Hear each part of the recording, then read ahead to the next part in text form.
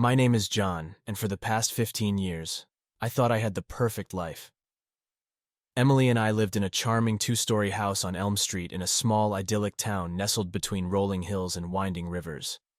Our town was the epitome of suburban tranquility, where everyone knew each other by name, and secrets were hard to keep. I worked as a regional manager for a logistics company, a job that often kept me on the road for days at a time. Emily, a former schoolteacher, decided to become a homemaker after we got married, dedicating herself to creating a warm and loving home for us. Our house was a reflection of her efforts, always spotless and inviting, with a well-tended garden she adored. Life was simple and predictable, filled with the routines and comforts that come from years of shared experiences. We had no children, a mutual decision we made early on, which allowed us the freedom to travel and enjoy life at our own pace. Our friends often envied our relationship, praising the apparent harmony and understanding between us. But harmony can be deceiving. It's often the silence between the notes that hides the deepest secrets. And as I would soon discover, my seemingly perfect life was built on a foundation of lies. It started subtly, as these things often do. Emily began to change in ways that were hard to pinpoint at first. She was always meticulous, but now she seemed overly concerned with her appearance. I'd come home from a trip to find her dressed up, makeup done perfectly, even if she had nowhere to go. Her wardrobe slowly shifted from casual comfort to more stylish and revealing outfits. She also became more secretive with her phone. Emily used to leave it lying around, but now it was always with her. She'd get texts and turn away to read them, her face lighting up with a smile that wasn't meant for me. I tried to brush it off, telling myself I was being paranoid, but the doubts gnawed at me. Our conversations became strained. Where we used to talk about everything under the sun, now there was a distance between us. She'd answer my questions with vague responses and seemed distracted when we were together. The intimacy we once shared had dwindled to almost nothing, replaced by an uneasy silence. One evening, as I was unpacking from another business trip, I noticed something odd. Emily had been out for the day, and when she returned, she seemed nervous, almost jumpy. Her excuses about where she'd been didn't quite add up, and I couldn't shake the feeling that something was off. I started to pay closer attention, looking for signs that my instincts were right. It wasn't long before I found them. There were unexplained charges on our credit card, dinners at expensive restaurants, and gifts I knew I hadn't received. She started going out more frequently, always with some new friend or old acquaintance I had never heard of before. One night she said she was going to a book club meeting. Normally, I wouldn't have thought twice about it, but something about her demeanor set off alarm bells. After she left, I decided to drive by the address she had given me. As I approached, I saw her get into a car with a man I didn't recognize. They drove off together, laughing and talking like old friends. My heart sank. I couldn't deny it any longer. Something was very wrong. The woman I loved, the woman I thought I knew better than anyone, was hiding something from me. The seed of suspicion had been planted, and there was no turning back. I had to know the truth, no matter how painful it might be. Determined to uncover the truth, I started paying closer attention to Emily's behavior and tracking her movements whenever possible. It was exhausting, but the need to know the truth drove me forward. One day, while she was out, I decided to take a deeper look at her phone, which she had left charging on the kitchen counter. My hands shook as I unlocked her phone using the passcode I had memorized over the years. I felt a pang of guilt, but it was drowned out by my overwhelming need to know. I navigated to her messaging app, and there, buried among innocent conversations, was a thread with someone named Chris. My blood ran cold as I scrolled through the messages, each one more damning than the last. "I can't wait to see you tonight," one message read. "Last night was amazing," said another. My mind raced as I tried to piece together the extent of their relationship. There were explicit photos, declarations of love, and detailed plans of their next rendezvous. My stomach churned as I realized the depth of her betrayal. Later that evening, I planned to confront Emily, but I needed more proof. I set up a small camera in our bedroom, disguised among the clutter on the shelf. It was a desperate move, but I had to be sure. I had to see for myself what was happening in my own home. A few days later, I had to leave for a business trip. I told Emily I'd be gone for the night, hoping to give her the opportunity she seemed to be waiting for. As I drove away, a sick feeling settled in my gut. I parked my car a few blocks away and walked back to the house, quietly letting myself in through the back door. I hid in the small room next to our bedroom, barely daring to breathe. Time seemed to stretch on forever, each minute feeling like an hour. Finally, I heard the front door open, followed by soft footsteps and muffled voices. Emily and Chris entered the bedroom, completely unaware of my presence.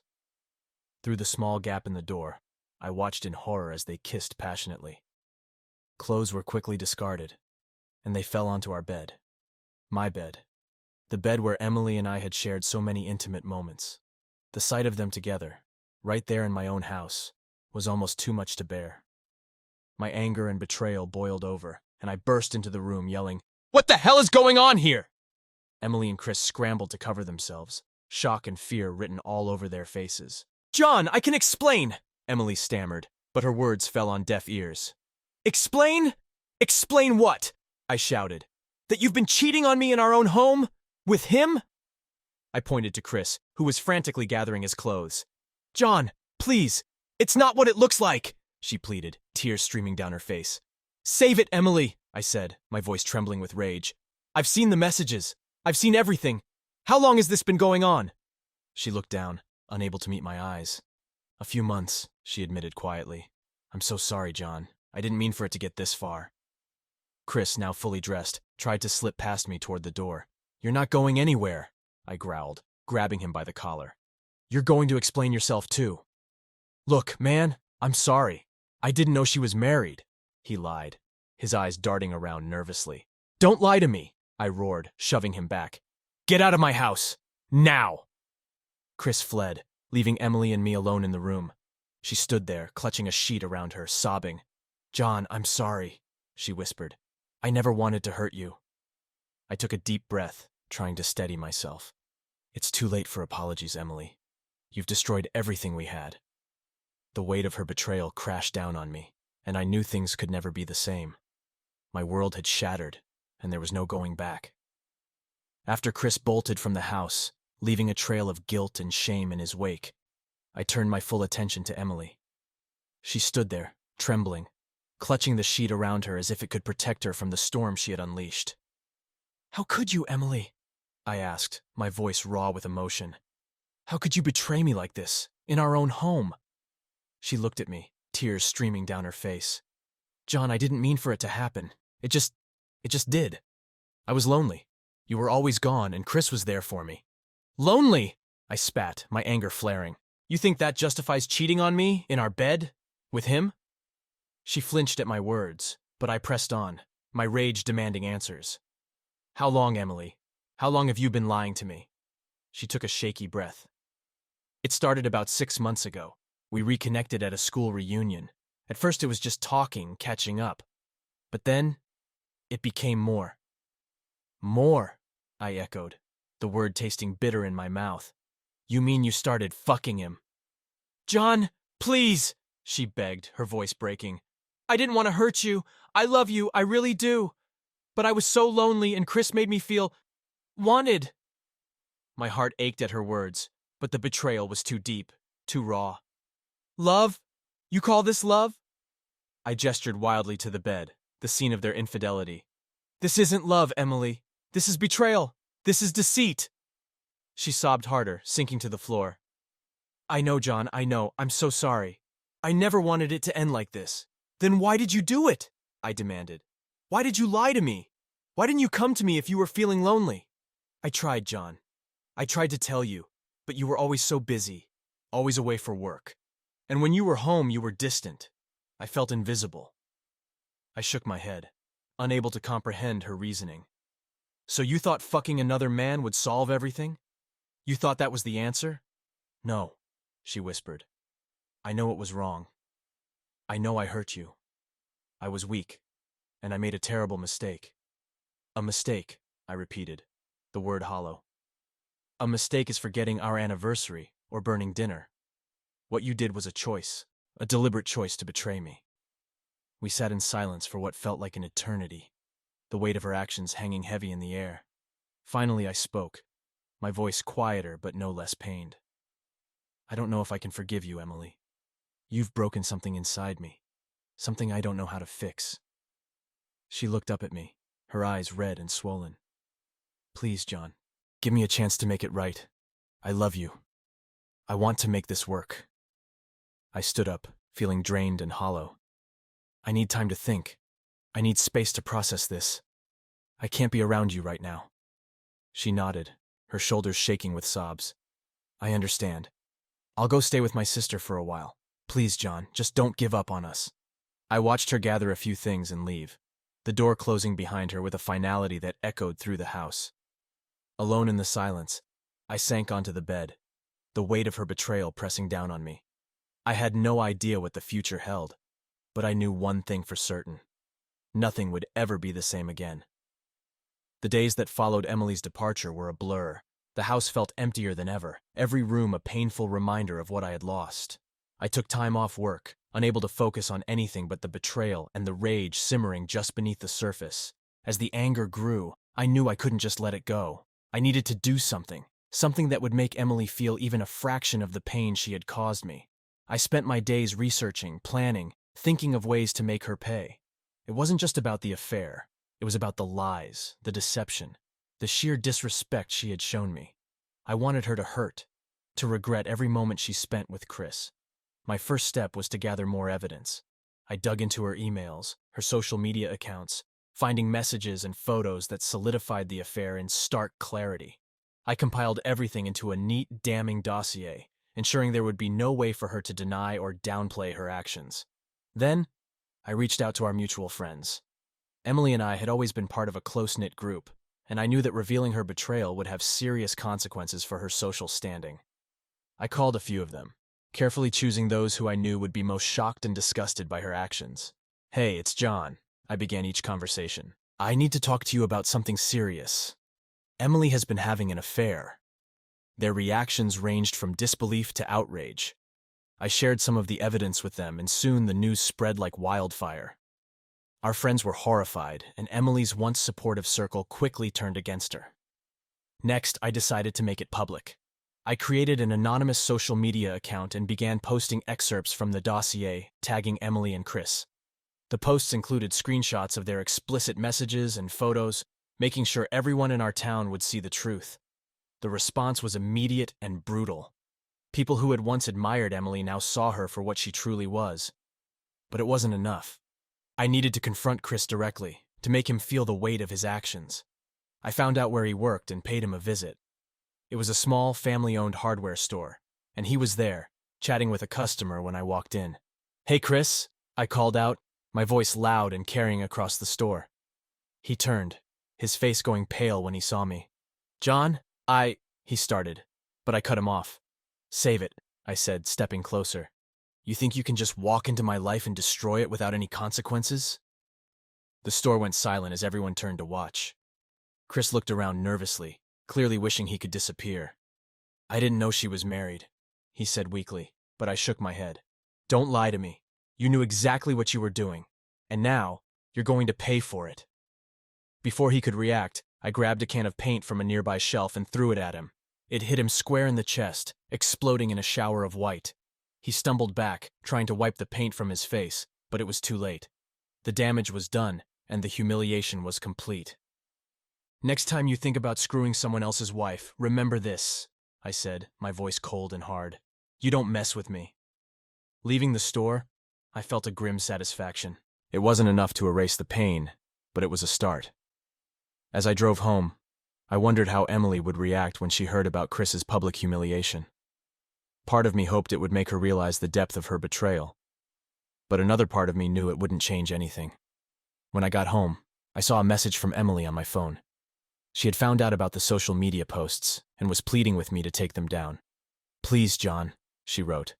"This is destroying me. I'm begging you." I stared at the message for a long moment before replying. "You destroyed us first. Now you can deal with the consequences." I blocked her number and threw my phone onto the couch. The anger and pain still burned within me, but at least now I felt a sense of control. Emily had shattered my world, but I wouldn't go down without a fight. I would rebuild my life, piece by painful piece, and I would make sure she never forgot the cost of her betrayal. The weeks following my revenge were a whirlwind of emotions. Emily's social media accounts were flooded with comments, both from those who were appalled by her actions and those who were appalled by mine. Despite the satisfaction I felt from exposing her, there was still an emptiness inside me. I knew I had to confront her one last time, to have a final conversation that would bring closure to this painful chapter of my life. Emily had been staying with her sister, and I called her to set up a meeting. She agreed reluctantly, sensing that it was something we both needed. We decided to meet at a neutral location, a quiet park where we often walked together in happier times. When I arrived, Emily was already there, sitting on a bench near the pond. She looked tired, her face pale and drawn. The once vibrant woman I had fallen in love with now seemed like a shadow of her former self. I walked over and sat down next to her, the silence between us heavy and awkward. "John," she began softly, "I know I can't undo what I've done, but I need you to know how sorry I am." I nodded, not trusting myself to speak just yet. The anger and hurt were still too raw. After a moment, I took a deep breath and forced myself to look at her. "Why, Emily?" I asked, my voice cracking. "Why did you do it?" She sighed, tears welling up in her eyes. "I wish I had a simple answer, John. I felt lonely and neglected. Chris made me feel wanted and alive. But it was a mistake, a terrible mistake, and I'm so sorry." "Sorry isn't enough," I replied, my anger flaring up again. "You didn't just cheat on me. You betrayed everything we built together. You lied to me, to our friends. You destroyed our life." Emily wiped her tears, nodding. I know I did, and I hate myself for it.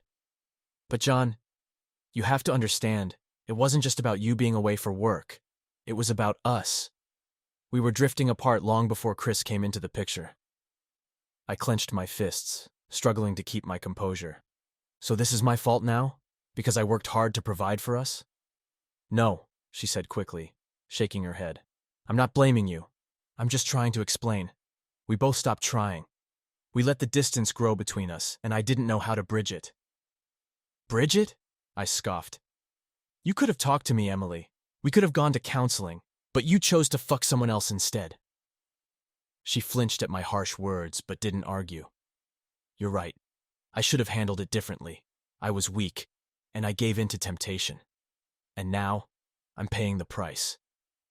I looked away, staring at the ducks gliding across the pond.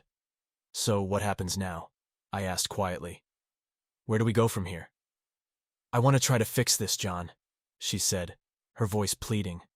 "I want to go to counseling, to do whatever it takes to make things right. I love you, and I don't want to lose you." I laughed bitterly. "It's a little late for that, don't you think? You've already lost me, Emily. The trust is gone, and I don't know if it can ever be rebuilt." She reached out to touch my hand, but I pulled away. "Please, John," she whispered. "Give me a chance. Give us a chance." I stood up, unable to sit there any longer. "I can't, Emily. I can't keep living with this pain. You made your choice, and now I'm making mine. I want a divorce." She gasped, her face crumpling. "No, John, please. Don't do this. We can fix it. I know we can." I shook my head, tears blurring my vision. "I'm sorry, Emily, but there's no going back. I need to move on. We both do." She sobbed openly now, her cries echoing in the stillness of the park. "I love you, John. I always will." I turned away, unable to bear the sight of her any longer. "Goodbye, Emily," I said softly before walking away, leaving her behind with the shattered pieces of our once perfect life. As I walked back to my car, I felt a mixture of relief and sorrow. The confrontation had been brutal, but it was necessary. I knew it was the first step toward healing, toward rebuilding my life without the weight of betrayal hanging over me. The road ahead would be long and difficult, but for the first time in a long time, I felt a glimmer of hope. The decision to divorce Emily had been painful, but it was the only way I could see to move forward. Filing the papers was relatively straightforward, thanks to the evidence I had gathered and the support of my lawyer. The trial, however, was another matter entirely. It was a grueling process, filled with accusations, counterclaims, and the painful dredging up of memories I'd rather have forgotten. On the day of the trial, I dressed in my best suit, trying to present a calm and composed exterior. Inside, I was a storm of emotions. I arrived at the courthouse early, my lawyer, David, meeting me there. He was confident and reassuring, which helped ease my nerves, if only a little. Emily arrived shortly after, accompanied by her own attorney. She looked worn out, her face pale and eyes puffy from crying. Despite everything, seeing her like that still tugged at my heart, but I had to stay strong. I couldn't afford to let my emotions derail the process. The trial began with opening statements, each side laying out their case.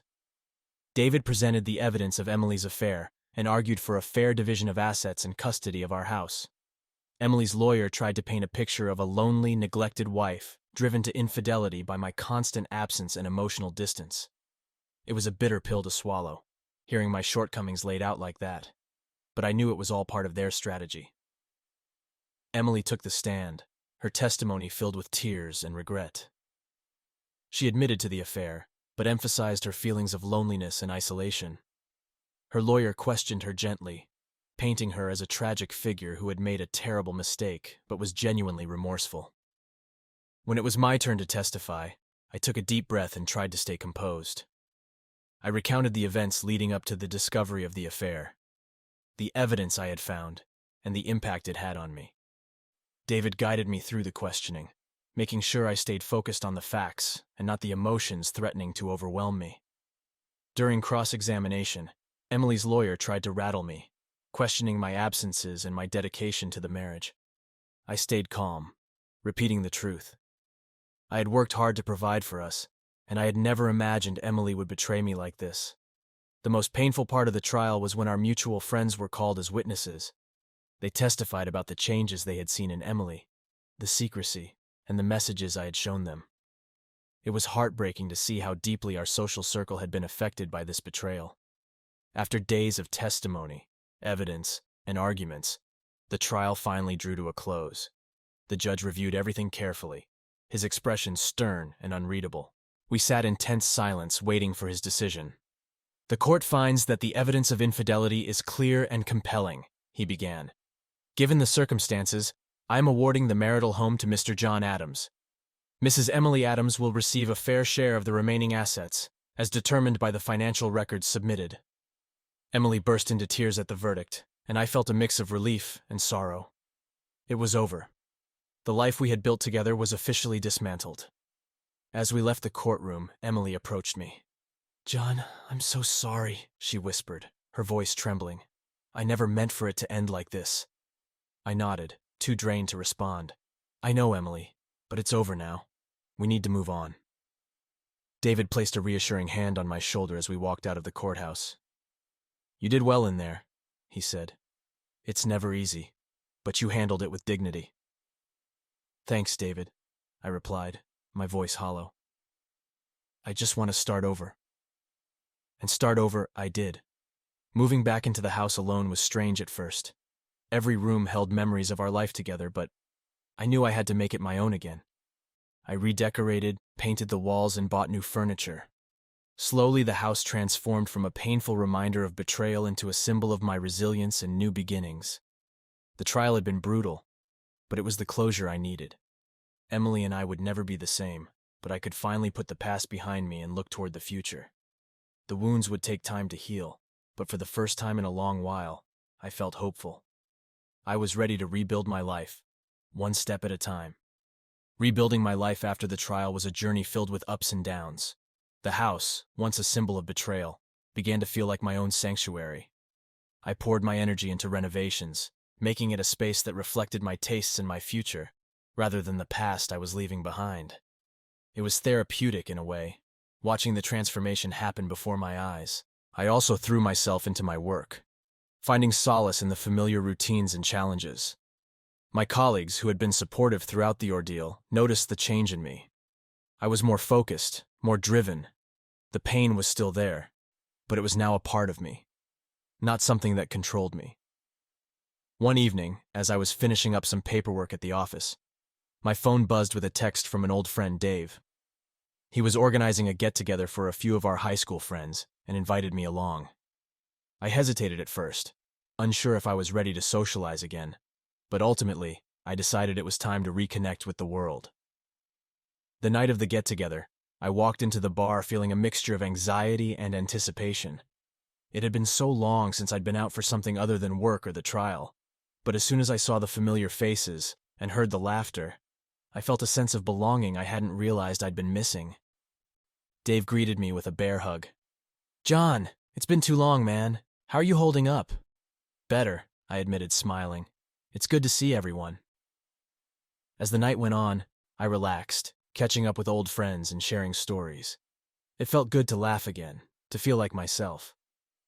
At one point, I found myself talking to Sarah, an old classmate who had recently moved back to town. She was warm and easy to talk to, and for the first time in months, I felt a spark of genuine interest in someone new. We exchanged numbers at the end of the night, and over the next few weeks, we began to see each other regularly. Sarah was kind, patient, and understanding of my situation. She never pushed me to talk about Emily or the divorce, but she listened when I needed to vent. Our relationship grew slowly, built on trust and mutual respect. As the months passed, I found myself looking forward to our time together. We went hiking, explored new restaurants, and even took a weekend trip to the mountains. Each new experience with Sarah was a step toward healing, a reminder that life could be beautiful and joyful again. My relationship with Emily had been a constant source of stress and pain, but with Sarah, it was different. There was no deception, no hidden agendas, just two people enjoying each other's company and building something new. One evening, as we sat on my newly renovated porch, watching the sunset, Sarah turned to me with a thoughtful expression. "John, do you ever think about the future? What you want from it?" I looked out at the horizon, considering her question. "I do," I said slowly. "I want to keep moving forward, to build a life that makes me happy. I want to let go of the past and focus on the present, and I want to see where this goes," I added, looking into her eyes. She smiled, squeezing my hand. "Me too. I think we have something special here, John."